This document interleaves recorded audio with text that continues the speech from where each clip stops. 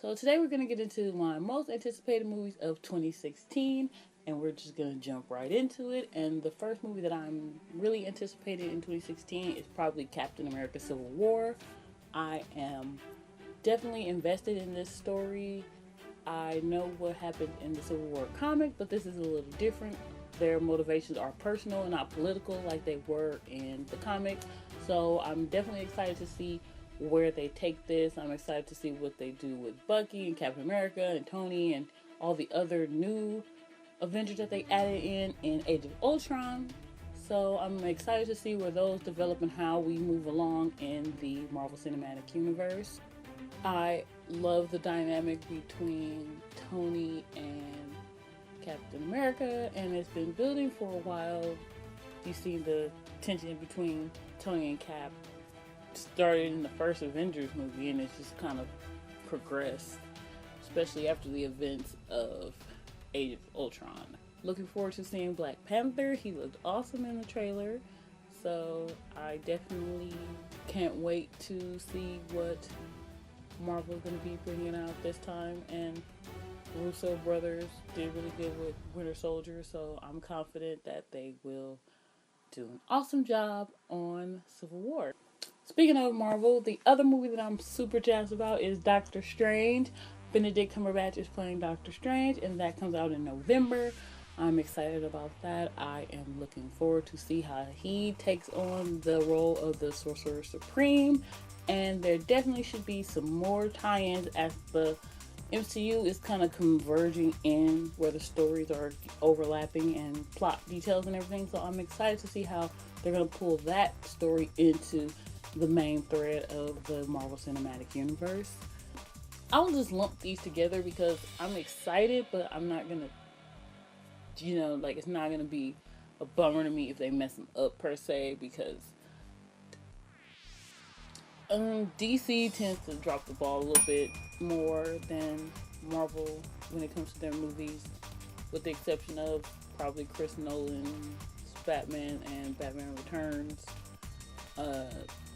Batman movies are kind of meh. Superman's always been kind of meh to me. I think he's too overpowered, but that's another conversation for another day.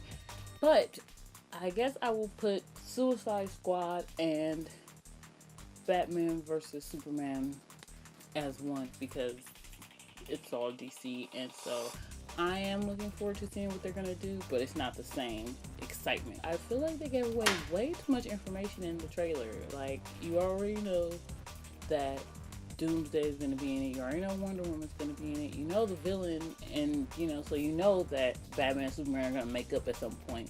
And I really think they should have kept that mystery of, are they just gonna beef? Like, are they really gonna try to hurt each other? I mean, you probably know that eventually it's going to turn that way, but it would have been nice to at least keep the mystery until the movie. And Suicide Squad trailer looks really good. I'm excited to see Margot Robbie as Harley Quinn, and I'm even more excited to see Jared Leto as Joker because he's one of my favorites.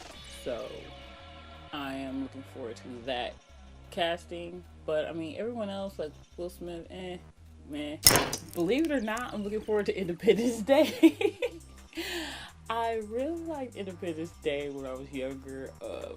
Me and my grandpa would watch Independence Day all the time. So it has sentimental value to me, and I am definitely looking forward to seeing Independence Day because it was the first kind of super mega blockbuster that I remember that everyone was talking about in the 90s. So I remember that, I remember the hype for that movie. So I'm definitely looking forward to seeing the new one. Even if it turns out to be total garbage, they will still get my money because I'm invested in Independence Day for sure. Just guess for nostalgia reasons, I'm excited to see that, and I love Jeff Goldblum's X-Men Apocalypse. The X-Men is one of those franchises that I love, but it hurts my soul every time they make a movie because they just don't get it quite right. Days of Future Past was probably better than few of them, and it kind of retconned everything that X3 just did wrong and brought all those characters back, so I was happy about that. But I I just want the X-Men to be the X-Men and just be X-Men-y. Like, it is not that hard to do. It's really not. And there's so many stories they can tell, and they just need to tell them right. But this movie, from the trailer, it looks like they're starting to get on that path. I do like Jennifer Lawrence, but I don't understand where they're going with her Mystique character, because I thought these movies are supposed to all line up symmetrically, at least kind of, but she's like a good guy, but then how did she get bad in the first one? I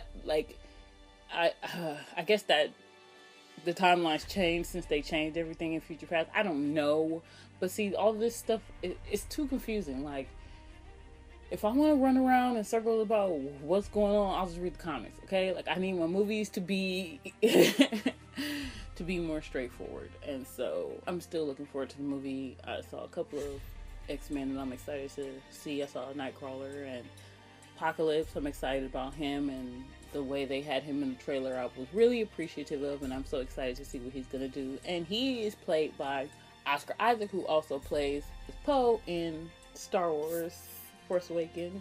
Michael Fassbender's back as Magneto, which is always a good thing because he's awesome.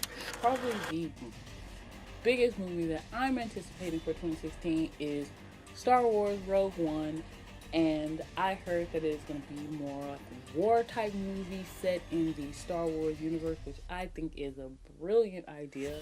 I don't know why this hasn't been done already. I love the concept of it. It is the story of the people who collected plans for the Death Star before the events of Star Wars Episode 4, New Hope. Rogue One takes place between Episodes 3 and 4, so this is a little closer to New Hope, though, than it is Revenge Sith plot elements. It should be hopefully is another great installment in the Star Wars franchise. At first I was a little iffy about this new people taking over the helm, but if it's anything like The Force Awakens as far as how it's shot, how well it's acted, directed, and everything, I have no problem with Rogue One and Star Wars version where they're taking everything, and it's really exciting, and that is probably my most anticipated movie of 2016. If you have any movie, TV shows, or anything that you think that I should be watching or, hearing about, seeing in 2016, you can leave me a comment below and we can talk about it. So yeah, thanks for watching, and I will see you in my next video.